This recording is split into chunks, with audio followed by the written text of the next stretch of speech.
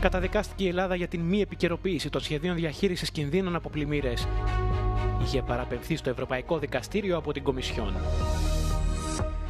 3 Παλαιστίνοι δημοσιογράφοι σκοτώθηκαν σε Ισραηλινή επίθεση σε νοσοκομείο. Πληροφορίες αναφέρουν ότι ο αριθμός των νεκρών δημοσιογράφων έχει ξεπεράσει τους 180. Το Ευρωπαϊκό Δικαστήριο καταδίκασε την Ελλάδα για πρώτη φορά στο θέμα της διαχείρισης κινδύνων από πλημμύρες, καθώς μετά την παραπομπή της από την Ευρωπαϊκή Επιτροπή, το δικαστήριο έκρινε ότι η ελληνική κυβέρνηση δεν ενημέρωσε εμπρόθεσμα τα σχέδια αντιμετώπισης για τα 14 διαμερίσματα της χώρας. La République hellénique a manqué aux obligations qui lui incombaient en vertu de l'article 14, paragraphe 3 et de l'article 15, paragraphe 1 de la directive 2007-60 du Parlement européen et du Conseil. La République hellénique est condamnée aux dépenses. Η πολιτική της Ευρωπαϊκής Ένωσης στον τομέα των υδάτων υποχρεώνει τα κράτη-μέλη να επανεξετάζουν και να επικαιροποιούν τα σχέδια διαχείρισης των λεκάνων απορροής. Επίσης, υποχρεούνται να διαβιβάζουν στην Ευρωπαϊκή Επιτροπή και σε κάθε άλλο ενδιαφερόμενο κράτος μέλος αντίγραφα και επικαιροποιήσεις των σχεδίων αυτών εντός 3 μηνών από τη δημοσίευσή τους.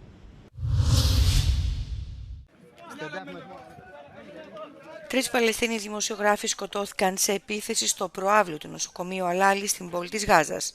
Στο χτύπημα σκοτώθηκαν επίσης 2 ακόμα Παλαιστίνοι και τραυματίστηκαν δεκάδες άλλοι, σύμφωνα με το Υπουργείο Υγείας της Γάζας που διοικείται από τη Χαμάς.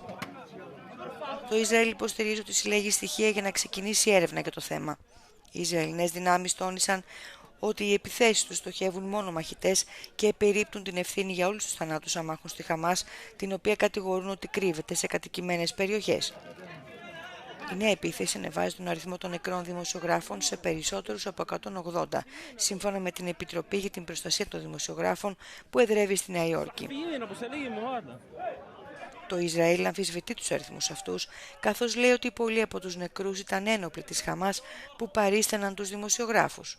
Το Παλαιστινιακό Συνδικάτο Δημοσιογράφων καταδίκασε το χτύπημα, το οποίο περιγράφει ως συνεχή, συστηματική και σκόπιμη στοχοποίηση δημοσιογράφων από το Ισραήλ.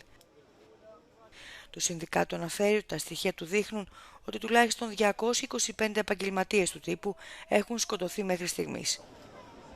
Το Ισραήλ έχει δεχθεί πρόσφατα πειρά για τη διεξαγωγή του πολέμου και για τον αποκλεισμό των διεθνών ανεξάρτητων μέσων ενημέρωσης από την είσοδο στη Γάζα. Ο διαγωνισμός τραγουδιού της Eurovision δέχεται επικρίσεις από το Ευρωπαϊκό Κοινοβούλιο εν μέσω ανησυχιών για πιθανή χειραγώγηση της τηλεψηφοφορίας. Μόλις 2 εβδομάδες μετά την ολοκλήρωση του φετινού διαγωνισμού, τα ερωτήματα σχετικά με την ακεραιότητα της ψηφοφορίας του κοινού έχουν ενταθεί. Μια ομάδα 12 ευρωβουλευτών απέστειλαν επίσημη επιστολή στο διοργανωτή της Eurovision, την Ευρωπαϊκή Ραδιοτηλεοπτική Ένωση, η EBU, ζητώντας επιτακτικά τη δημοσιοποίηση των στοιχείων της ψηφοφορίας. The European public deserves full transparency regarding this year's voting process, including the extent of state-sponsored advertising and any undeclared sponsorship. Οι ευρωβουλευτές επισημαίνουν συγκεκριμένα τις καταγγελίες περί προώθησης της συμμετοχής του Ισραήλ, η οποία φέρεται να υποστηρίζεται από καμπάνιες που διεξάγονται από την Ισραηλινή Κυβερνητική Υπηρεσία Διαφήμισης. Η διαμάχη τροφοδοτείται περαιτέρω από την αναζωπήρωση της συζήτησης σχετικά με τη συμμετοχή του Ισραήλ στο διαγωνισμό, που προκάλεσε αντιπαράθεση για δεύτερη συνεχή χρονιά. If the EBU fails to act, there is a risk of completely discrediting Eurovision Song Contest in next year Eurovision. We want to focus on the music, not on scandals. Εν ώψη του διαγωνισμού, ο διευθυντής της Eurovision, Martin Green, αναγνώρισε σε συνέντευξή του στο euronews ότι η πολιτική αναπόφευκτα εισχωρεί στη διοργάνωση. We're not a political competition. We try and avoid politics. But of course, if you gather in this year 37 countries from around the world, it will also always prompt discussion and debate. And that's a good thing. Οι ευρωβουλευτές κάλεσαν την EBU να αναθέσει ανεξάρτητο έλεγχο και να εφαρμόσει ασφαλιστικές δικλείδες για την αποφυγή πολιτικών παρεμβάσεων σε μελλοντικούς διαγωνισμούς.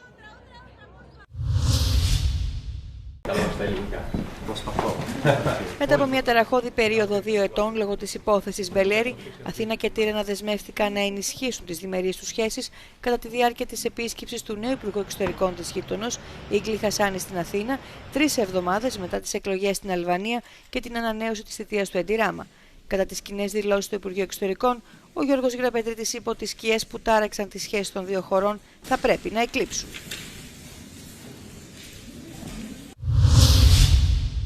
Hello, first of all, and welcome to Euronews.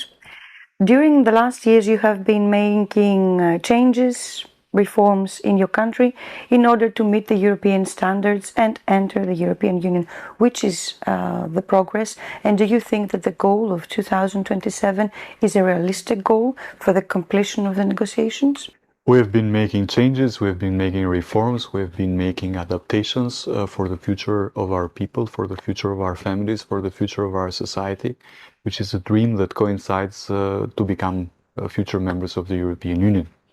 And this is something that represents the will of the vast majority of the Albanian people.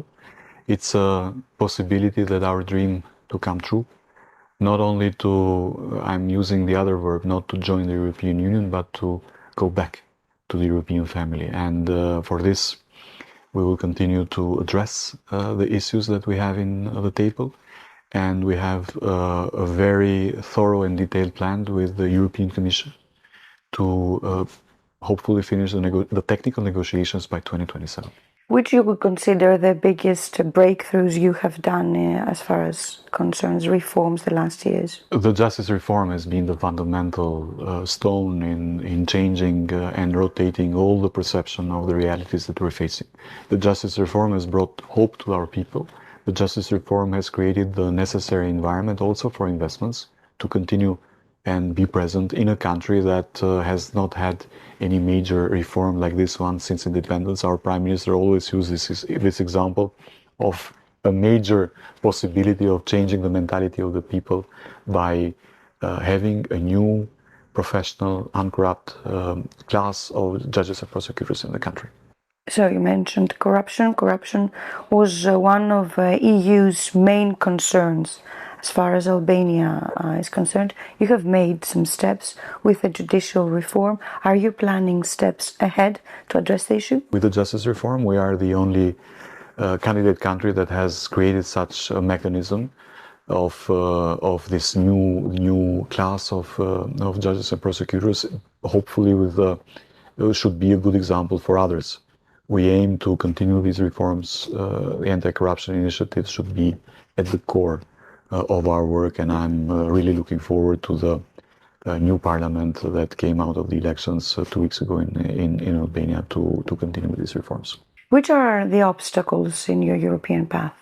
I don't see any obstacles. I see only possibilities that should be changed and progressed into new realities. We are having a very good understanding, not only with the EU Commission, but with all member states about our future, and we are thriving to be, by 2030, as full members of the European Union. 2027 is the year of the technical negotiations. The period between 28 and 2030 is the period of the political negotiations with the member states, and that is what we are preparing. One of the difficult things governments need to do before entering the European Union are, of course, the reforms that you're doing right now. But doing the reforms, the most difficult part, first of all, apart from designing them, is to convince people that they're necessary. Have you convinced people that these reforms are necessary? And do you have a political consensus in your country for this? 93 to 95% of the Albanians believe in the path of our country towards the European Union as a positive path. I say 93 to 95 depending on the polls agency. In Albania, there are no elected individuals in the parliament or in the local governance that do not think like this. We have full consensus. The only pressure that we have from the opposition is to do more and to do it faster, which is something that we are doing. We are one of those unique experiences where there is a broad consensus of the whole political spectrum and the absolute majority of the people on rejoining the EU. Greek-Albanian relations have been, to put it mildly, difficult in the last 2 years. You had a meeting. You had a first meeting with the Minister of Foreign Affairs of Greece. How was the atmosphere in this meeting, and which are your expectations? Greek-Albanian relations are very important. We are two countries, two people, two societies that have lived for centuries, even millennia, next to one another. and we have to nurture in a positive way that relation. And I'm really happy to have a counterpart that is dedicated to this, that is willing to this, and we were two ministers that will fulfill the possibility of having and continuing the positive agenda between our two brotherly countries. We have gone through many difficulties in our past, not difficulties between one another, but together. And all the challenges of the past now should become opportunities that will bring the perspectives of our engagement in the same direction, being for Albania, with Greece being members of the same family. How important is Albania's accession for Albania and for the European Union? And how important is the accession of the countries in the Western Balkans? Some of these countries have very close ties with Albania. It's the realization of a dream of generations of people. People in Albania, people in the Western Balkans always wanted to have their societies liberal democracies based on the rule of law and free market economies, the values, the fundamental values that the European Union is bringing forward.